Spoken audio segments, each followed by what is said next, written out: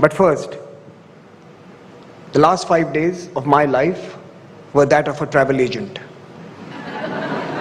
I was involved in cancelling 1,200 tickets and issuing 180 new ones.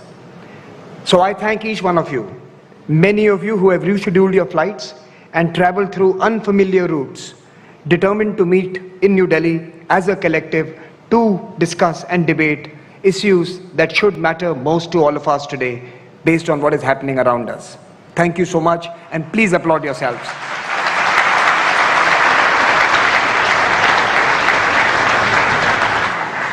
Every year that we have met, the debates that confront us have expanded and taken new forms.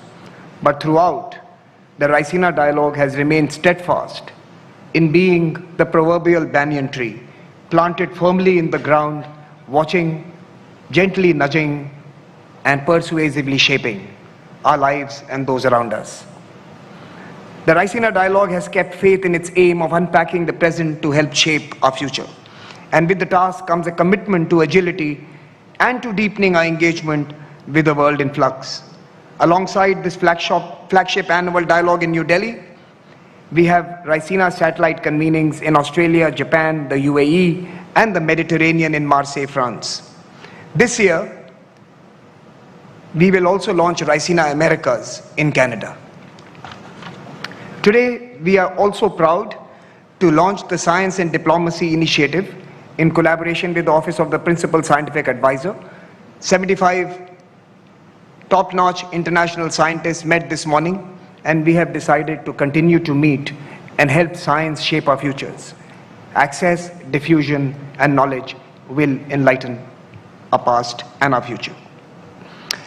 To thank the Principal Scientific Advisor for his leadership, I also have to thank the Geneva Science and Diplomacy Anticipator, the Kaitu Center in New Zealand, and many others who are determined to make India once again the hub of knowledge, science, and innovation as 1.5 billion people reach for the stars and the moon. Our long-standing Raisina Young Fellows program has also produced hundreds of global leaders in the past decade. 4 years ago, on the advice of the Prime Minister, we also launched the Raisina Forum for the Future of Diplomacy for early career diplomats. Both these programs have made a seminal contribution to the nurturing of excellence in world affairs and diplomacy. Today, over 2,500 leaders from more than 130 countries have become part of this Raisina Leaders family. And in these difficult times, nearly 200 of them are in this room with us, showing their commitment to the family they have entered into. Indeed, discovering and investing in tomorrow's leaders is central to our work. This year, 250 students from 60 countries are taking part in the dialogue under different programs. In a moment unlike any before, we recall the words of Prime Minister Modi. Strength in a nation does not suddenly emerge. It is built over generation. It is refined through knowledge, tradition, hard work, and experience. Indeed, Prime Minister, we have to invest in generations. Today, nations are manifesting strength in different ways, some through demography, some through geography. We see boldness of intent in some areas. We also see contests for land and leverage around us. We see mutual respect and efforts to be inclusive, and we see the desire for growth and progress. In other words, we see nations asserting their identity, accommodating differences, and advancing through dialogue. Saṁskāra, the theme of Raisina 2026, captures this perfectly. At this dialogue, we prize honesty. We prize who we are. We will be honest to ourselves and to our aspirations. We will be honest to the partners who impact us, and we will be honest to the civilization we have inherited. This is Saṁskāra. At this dialogue, we prize our principles while searching for what is possible. Together, we will acknowledge the differences between us and create a path forward that may not be perfect, but will be framed by what our chief guest, the Finnish President Alexander Stubb, articulates as value-based realism. That is also Saṁskāra, Mr. President. Our goal is to find shared priorities and a common purpose. We will not linger over a damaged world order. Indeed, we will rebuild, repair, and embellish it anew. This has never been more difficult, and yet the stakes have never been higher. And in a sense, this is the responsibility of Saṁskāra. We must recenter the world to its most pressing aspiration, development. Global shocks, debt crisis, wars and conflict, and financing fatigue have forced on us the cold reality that with less than 5 years remaining to 2030, the SDGs may not be achieved? What will take all of us to prioritize development as a policy? Who will decide the next development goals when these remain unmet, and what will they be like? The Raisina Dialogue this year will focus on this crucial aspect of global governance, because that is indeed Saṁskāra. In 2026, ORF is pleased to initiate a high-level empowered board on green transition under the chairmanship of Mr. N.K. Singh, who is with us today. This will be supported by the Secretariat, and the board will guide and accelerate our journey towards a planet-friendly growth and sustainability model. This is the moment that the states must advance on climate and must demand accountability. At this dialogue, we will examine how the cost of delay can indeed be turned into a call for action. During the AI Impact Summit, the world gathered in New Delhi and saw the future of technology, where code defines identity, data drives geopolitics, and AI is shaping the wealth of nations. Algorithms become power. We are delighted to announce a new initiative this year, the Raisina Global Innovation Square. Here we will seek to build AI for India and AI for the world out of India. We will ask how technology will shape civilizations, and more importantly, how civilizations must shape technology. Finally, the map of global commerce is being redrawn. From the dance of creation and destruction, innovation is born. It's born not in ease, but in effort, not despite adversity, but because of it.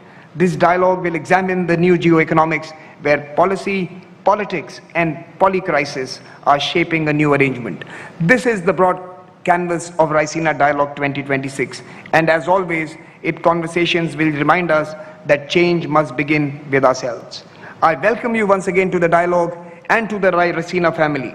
Let us, with our eyes and hearts wide open, debate, disagree, contemplate, and co-create. Thank you very much for joining us this year in New Delhi, ladies and gentlemen, and indeed, we are grateful that you have made this journey. Without further ado, let me invite Mr. Sanjay Joshi, Chairman of ORF, to introduce the theme and our speaker this evening. Mr. Sanjay Joshi, may I invite you on stage.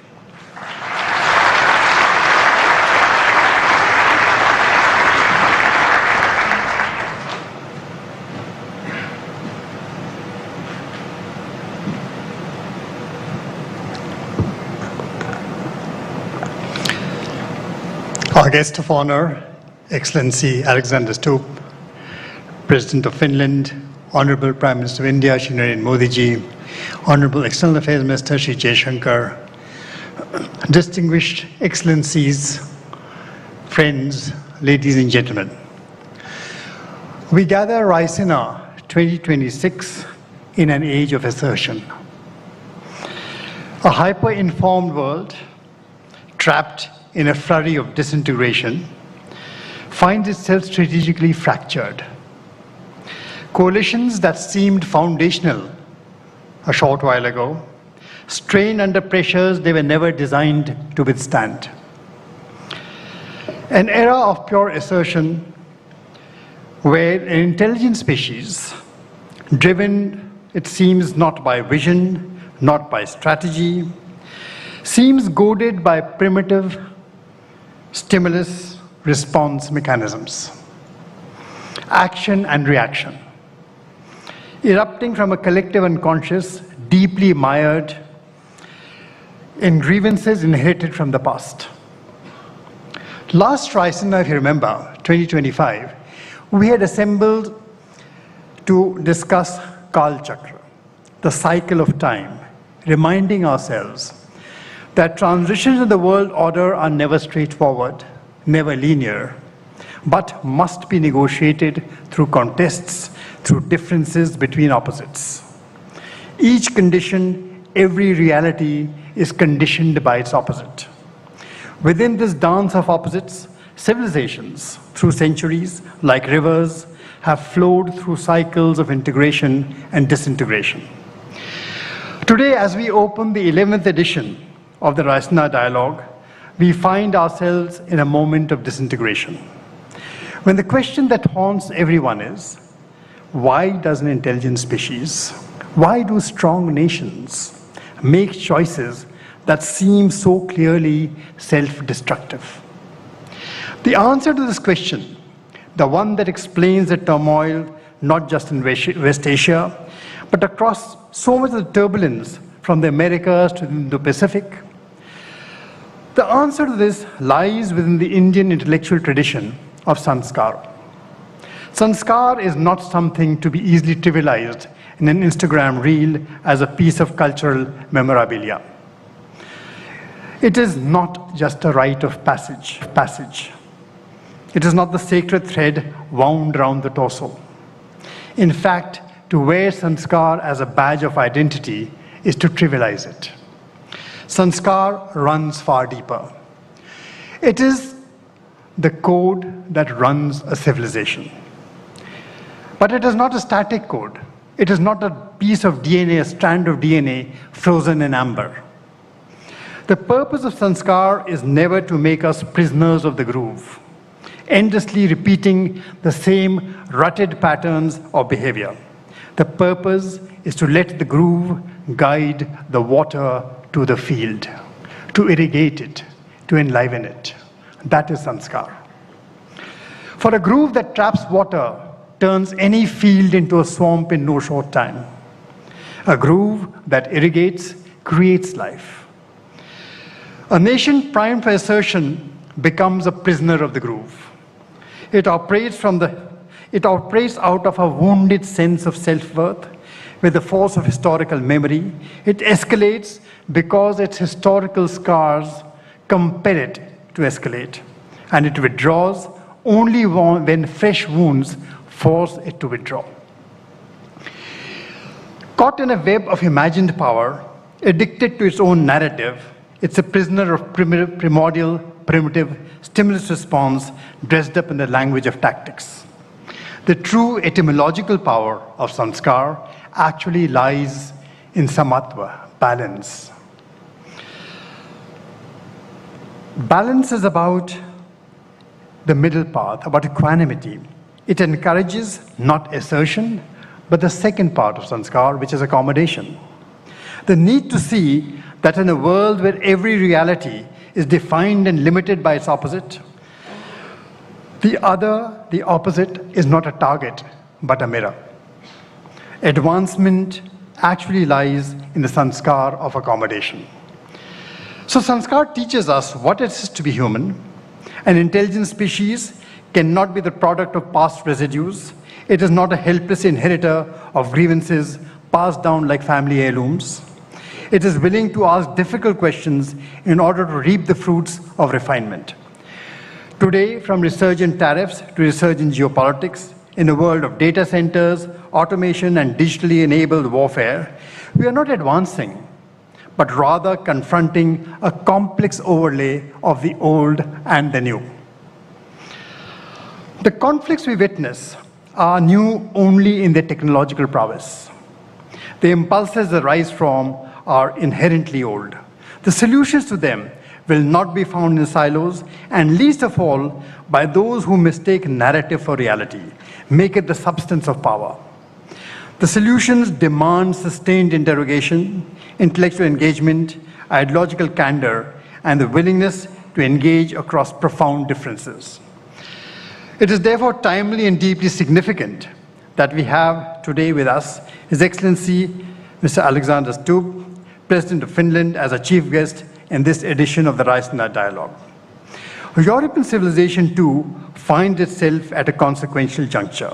Finland has served as a pillar of the Western order for generations, as it now also introspects about the contours of the future.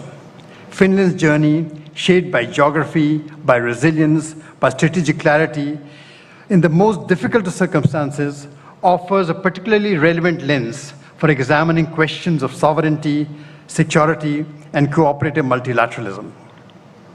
Finland understands that nations, small and large, must navigate not through assertion alone, but through the conscious refinement of national interests.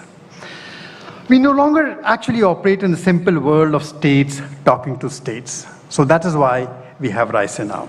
We live in a multi-nodal reality, where knowledge and power flow through networks encompassing far more than just governments. And at the Raisina Dialogue, our attempt is to gather all such nodes together for 3 days, to create a space where policymakers, practitioners, scholars, and innovators deliberate without artifice. In an age defined by fragmentation, we present a platform to test ideas, to listen as much as to speak, to realize that tomorrow need not be shaped by the anxieties of today. The task before us is not merely to interpret change, but to shape it collectively so that our shared civilizational confidence can come together to do better than simply react. So I invite all of you over the next 3 days to engage not as prisoners of the groove, but as irrigators of new possibilities. With that, I present His Excellency Dr. Alexander Stubb, the President of Finland, to give us the benefit of his thoughts. Dr. Stubb, the floor is yours.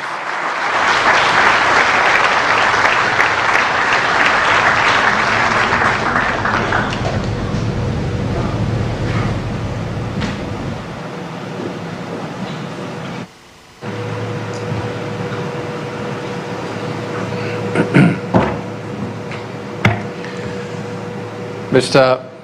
Prime Minister, Ministers, Excellencies, ladies and gentlemen. It's a great honor to be here today inaugurating the Raisina Dialogue. It's also a great honor for me as the President of Finland to have spent the better part of 3 hours in the presence of the Prime Minister of India, Narendra Modi, today. We got to be such good friends that I feel I can say this. For me, it was an empowering moment because today we stood there together representing almost 1.5 billion people.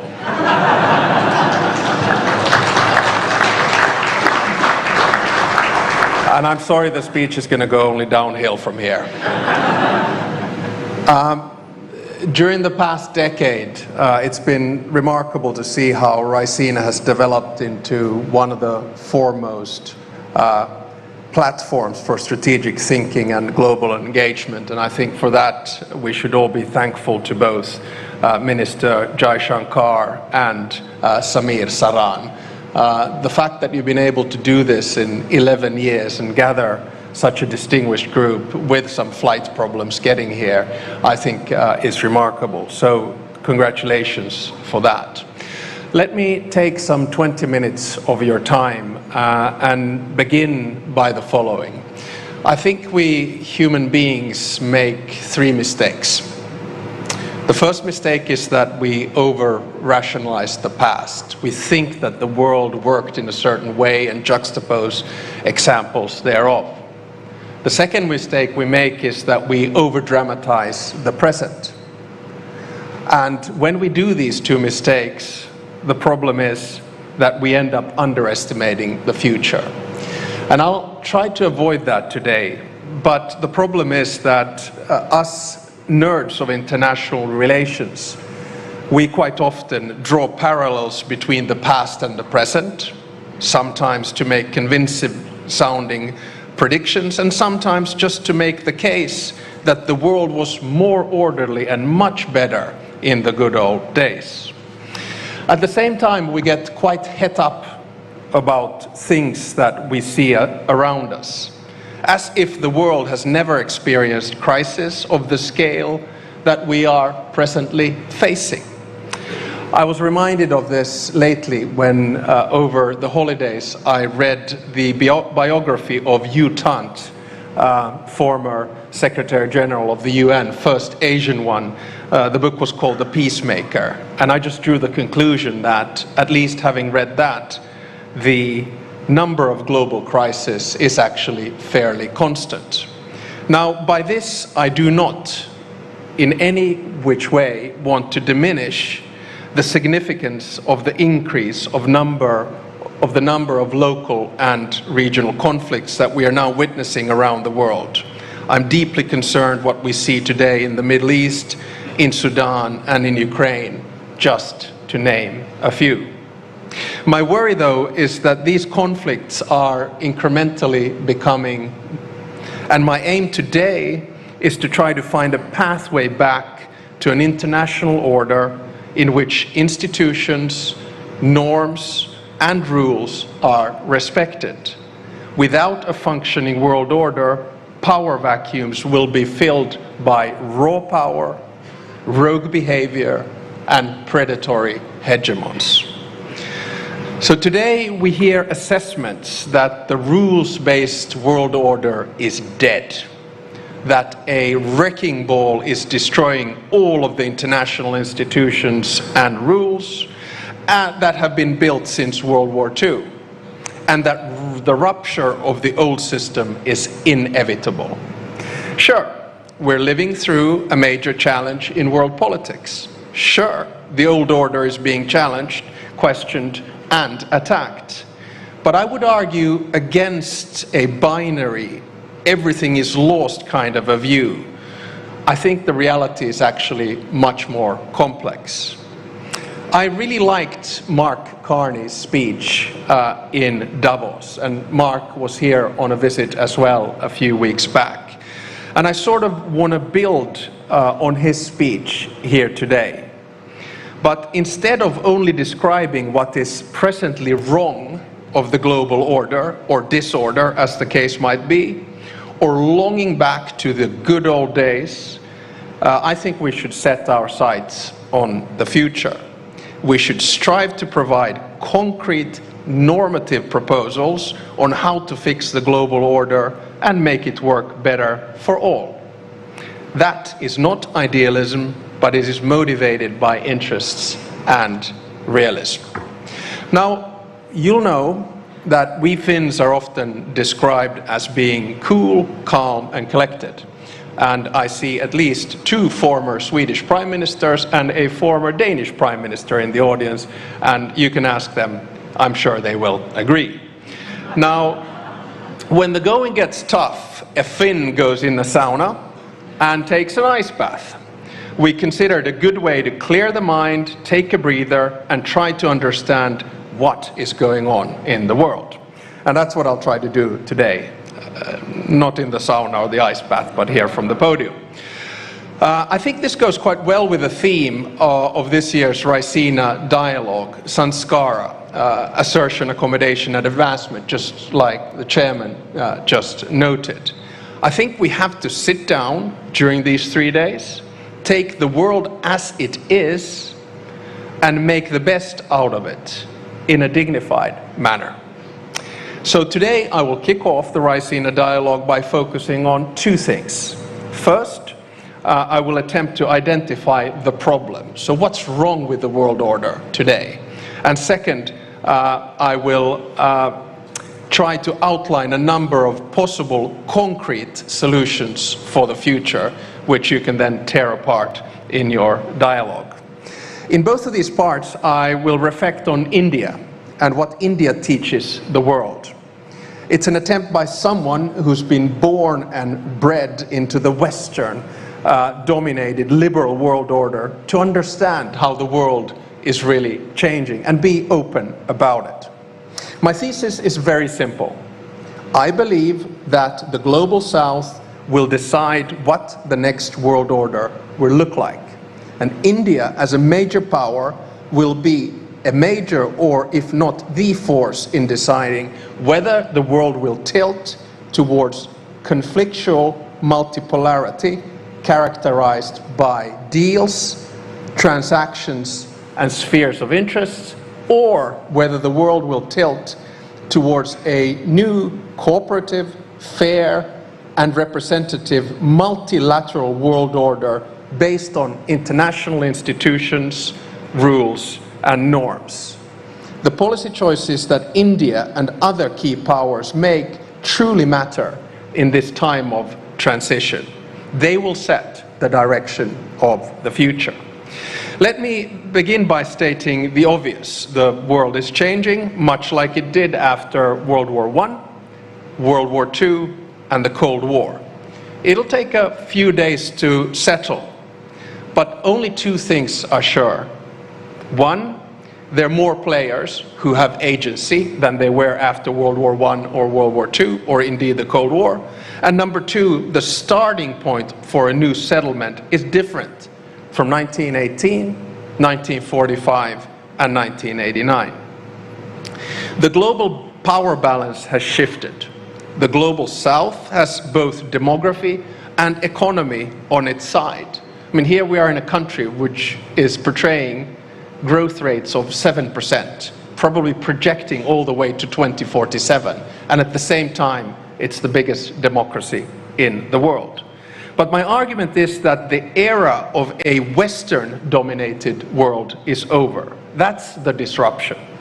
This is obvious, but it will take some time to sink in across the West. Nostalgia can give us lessons, but it rarely provides us with solutions.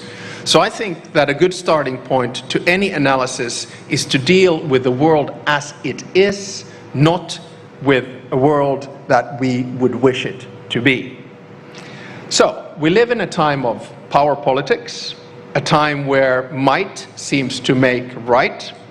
Violence has once again become a go-to foreign policy tool used around the world with very little restraint. In Ukraine, Russia is trying to subjugate a sovereign country through a war that is a blatant violation of international law. The way this war will end will have major consequences, not only in Europe, but globally. It is in all of our interests that the outcome does not reward the aggressor. In the Middle East, the events have taken rapid turns. We're now witnessing a regional escalation with countries who were pushing for diplomatic solutions. I had the chance to speak to the President of the United Arab Emirates yesterday and the Emir of Qatar today, while getting insights from the Prime Minister of India on how he sees the situation. In Sudan, the vicious circle of domestic power battles and regional rivalry have led to one of the deadliest conflicts of our time, forcing millions of people to leave their home. Gone are the days when international politics were predictable, even to some degree. Now each new day may bring new surprises and challenges to tackle. This is of course interesting for us who deal with international relations, but in terms of global stability, it is an ongoing challenge. One of my favorite foreign ministers, Dr. Jaishankar, has remarked, and let me quote once again, "Europe has to grow out of the mindset that Europe's problems are the world's problems, but the world's problems are not Europe's problems." End of quote. See, this is what you get. You give speeches and you quote someone else and immediately everyone applauds. I wholeheartedly agree with you, Dr. Jaishankar. What we need to recognize is that all the three examples that I mentioned, Ukraine, Middle East and Sudan, and many other wars and conflicts are all of our problems. We need to work together to solve them. We can see the effects of Russia's war of aggression in Ukraine on fertilizers, on oil prices. The same thing we're now seeing, of course, with the ongoing conflict in the Middle East. Now, does all of this mean that the liberal world order, the one we created after World War II, is dead? No, it doesn't. The fact that the rules are broken does not make the whole system null and void, any more than someone getting caught for speeding makes speeding limits irrelevant. If we give up on international rules, the current world order would collapse. But we are far from that. Now, none of the previous world orders have been perfect. We should drop the illusion of a utopian order in which all 200 nation states of this world live in harmony, peace, and eternal love. Instead, we should try to figure out how best to contain power in an imperfect world. When I say we should drop the illusion of a perfect order, I should probably specify. I mean we in the West. To us, the change we're living through has come as somewhat of a shock. History didn't end as many expected in 1989. For decades, we got to enjoy relative peace and stability, functional global supply chains, and stable alliances. At times, we offered advice and criticism from our ivory towers to those faced with a different reality. Now our holiday from history is over. Instead of preaching and teaching, it's time for us to learn from others, and India would be a good starting point. India has been under no illusions. For your entire independence, you have based your foreign policy on a pragmatic and realistic worldview. You've showed the rest of the world what strategic caution and safeguarding autonomy means, all the while championing multilateralism and global cooperation. It is time that we all became a little bit more India. Whether you call it non-alignment or multi-alignment, you've been careful not to rely solely on the goodwill of one partner or bloc. You have invested in your own security and actively developed partnerships in many directions. Your approach makes sense. You represent 1/5 of the global population, together with Finland. And you cannot be a mere follower. You have to be an active and independent actor. The Europeans have now also been taught a lesson from India. Passivity is not a strategy.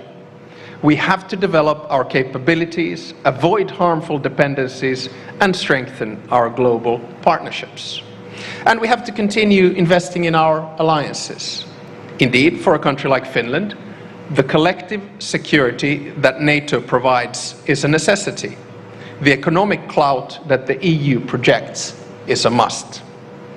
Despite not being part of a formal alliance, India does not isolate itself. Quite the contrary. Your power is based on active engagement. A timely example of this is, of course, the EU-India strategic partnership that took major steps forward earlier this year with the conclusion of a comprehensive free trade agreement and the launch of a security and defense partnership. I think this was huge. This agreement and the other major trade agreements signed by both India and the EU in the past year underline the fact that we still believe in multilateral cooperation and the benefit that it brings. Our deal is not just the mother of all deals, but a strategic choice and a gesture that opens up a new era in our relationship. Together, we're building a partnership that can set an example to the rest of the world. A partnership that is built on mutual respect and common interest and serves to strengthen the multilateral system, not to undermine it. We refuse to believe that future will only belong to, say, two great powers, while the rest of us are left to choose our sides. This does not hold true now, and it will not hold true in a decade or two. We should not allow it. So, let me then move on to my second part. So, a few concrete suggestions on how we can begin shaping the new world order. Some of the proposals are of substance and others are of process. India and Finland, we might be geographically different, but we understand what it means when power goes unchecked. We have both gone through difficult periods in history and fought for our democracy, equality and sovereignty. We don't want to see these values forgotten. Finland's foreign policy is based on what Saṁskāra noted earlier, values-based realism. We stand by our values that we consider important and central to us: democracy, equality, justice, human rights and freedom, just to name a few. At the same time, we are ready to engage in a dialogue and cooperation with countries that do not necessarily share our values. The aim is to find a balance between values and interests in a way that prioritizes principles but recognizes the limits of power and respect the reality of the world's diverse cultures and histories. You cannot solve the world's big problems, such as conflicts, technology, energy, or climate change, just alone. In many ways, India has been applying values-based realism for far longer than we have. Thousands of years ago, Kautilya's Artha Shastra recognized that the international system is competitive and interest-driven. It called for a pragmatic and realistic approach to statecraft. At the same time, the ruler's ultimate duty was to values and ethics guided by the concept of dharma. This marriage of interests, values, and principles is evident in how India works as a constructive founding member of the UN and one of the biggest contributors to global peacekeeping operations. Defending multilateralism is in your DNA. How then do we apply values-based realism in the multilateral system? I have 3 substantive proposals. Proposal number 1, we need to improve representation. International institutions must not be one more tool of power for the powerful. Currently, their power structures reflect a world as it was, not as it is. The voices of the global south must be heard much louder than today. The obvious place to start is the UN Security Council. I have proposed 2 permanent seats for Asia, 2 for Africa, and 1 for Latin America. And let me be clear, India should have a permanent seat in the UN Security Council.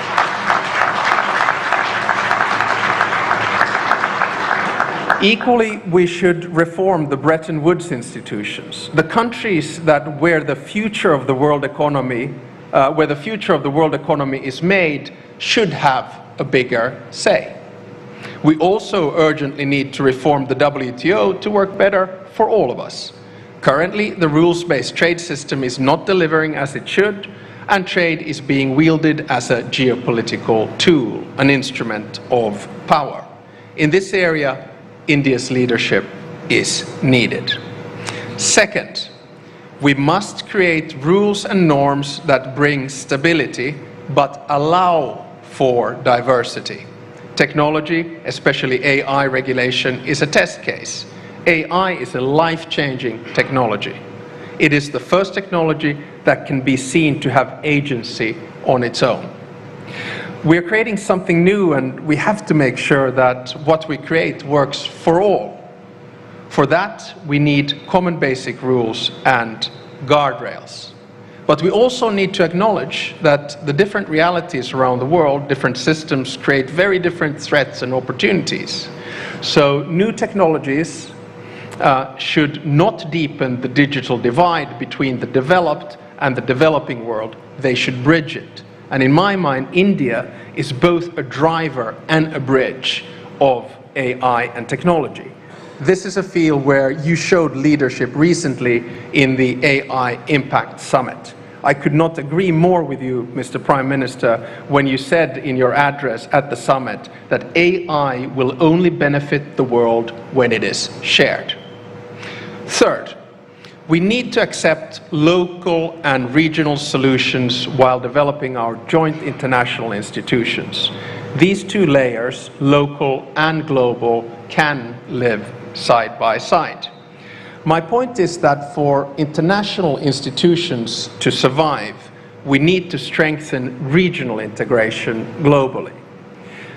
Mercosur, ASEAN, the African Union, the GCC, and the EU, and many others are examples of organizations which are good at dealing with regional challenges.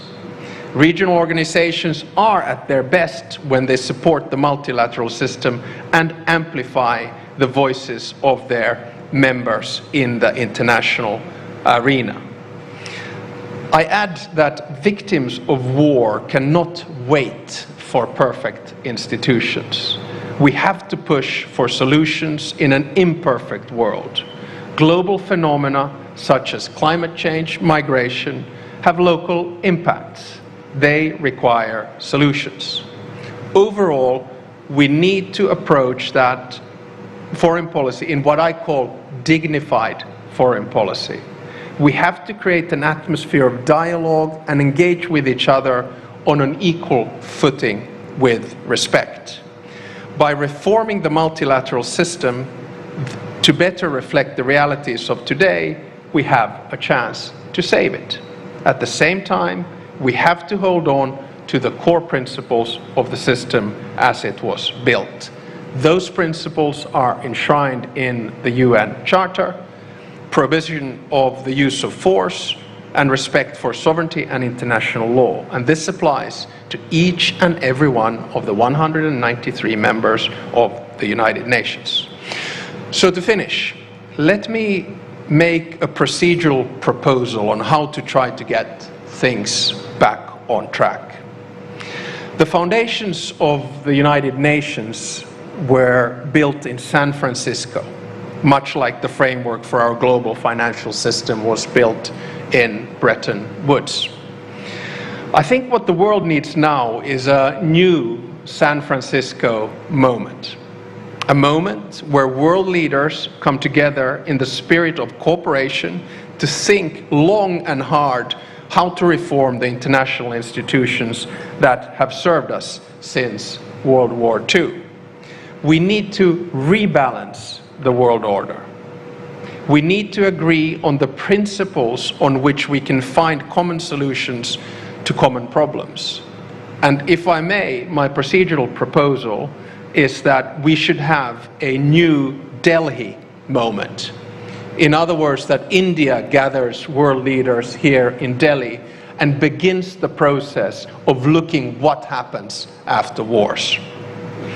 So in conclusion, it is in our interest to make the international system more inclusive and fairer while maintaining its core values and principles. The division of power is a political reality. Some have more, others less. How one uses power is a political choice. We can choose multipolar, opportunistic competition, or we can choose mutually beneficial, multilateral cooperation. Now, us Finns, we are known for 8 years running as the happiest people in the world. Although I have to say that one would not necessarily draw that conclusion from a Monday morning tram ride in Helsinki in November, but statistics tells us that we're happy. Now, Indians, on the contrary, are smiling people. And you're constantly topping one very important statistic, the one that measures optimism. Most Indians believe that tomorrow will be better than today. So let's combine Finnish happiness and Indian optimism in constructing a fairer and a more stable new world order. Together, we're stronger. Thank you very much.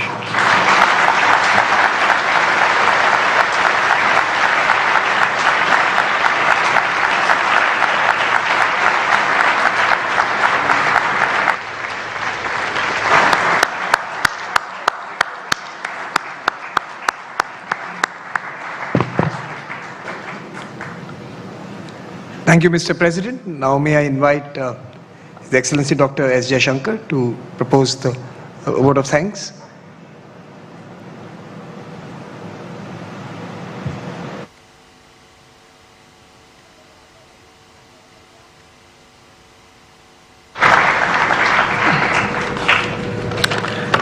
Namaskar and a very good evening to all of you. It is my privilege to once again deliver the vote of thanks at the inauguration of this Raisina Dialogue. That we are in turbulent times was a reality already recognized, but that it could be intense enough to even impact participation here says a lot.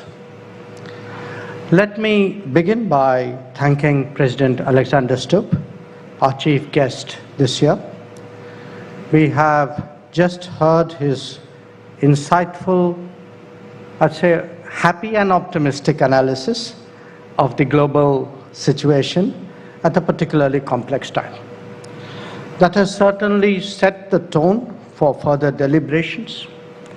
In his well-established incarnation as an author, we will also have the pleasure of hearing him again tomorrow, specifically, I hope, on value-based realism.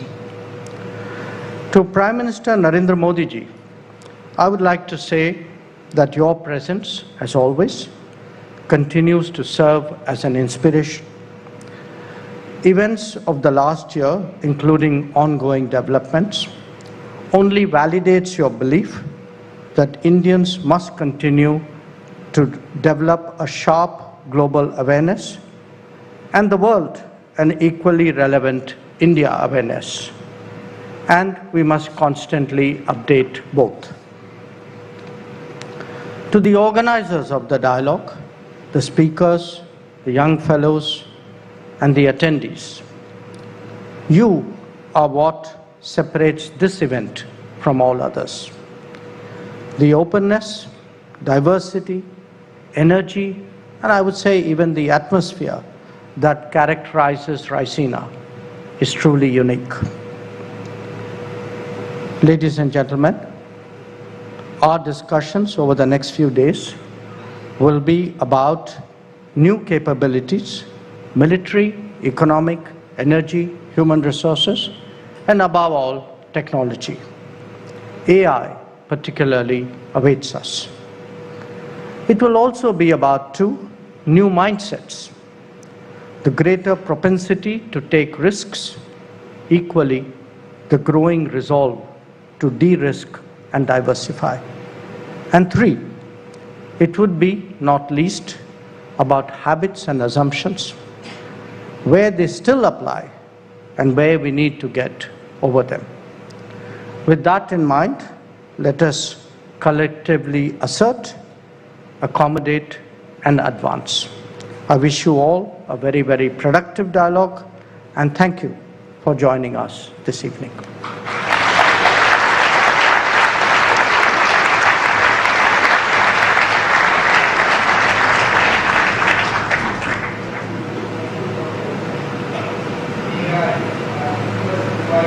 President Stubb and Prime Minister Narendra Modi ji on stage for a family photograph.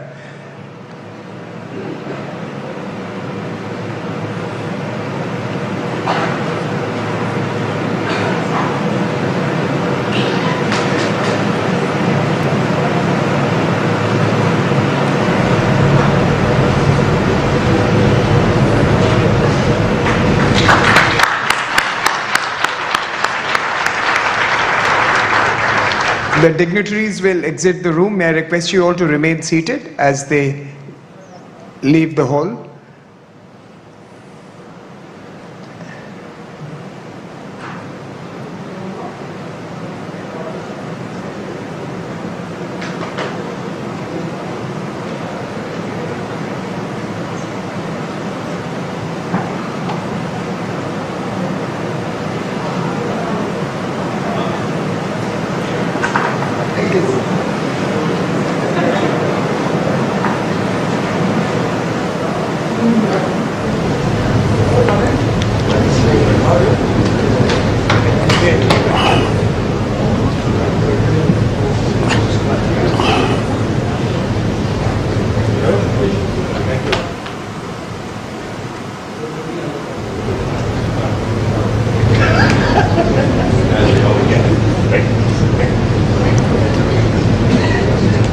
I request you all to still be here with us for a few more moments as the VIPs leave the venue. तो आप ये सीधा प्रसारण देख रहे थे। दिल्ली में Raisina dialogue 2026 की शुरुआत हो गई है। प्रधानमंत्री नरेंद्र मोदी वहां पर मौजूद रहे और फिनलैंड के राष्ट्रपति अलेक्जेंडर स्टब ने अपना शुरुआती व्याख्यान वहां पर दिया। उन्होंने कहा कि अगला वर्ल्ड ऑर्डर कैसा होगा ये ग्लोबल साउथ डिसाइड करेगा और ग्लोबल साउथ में भारत की भूमिका काफ़ी महत्वपूर्ण रहने वाली है। और उन्होंने कहा कि जो अंतर्राष्ट्रीय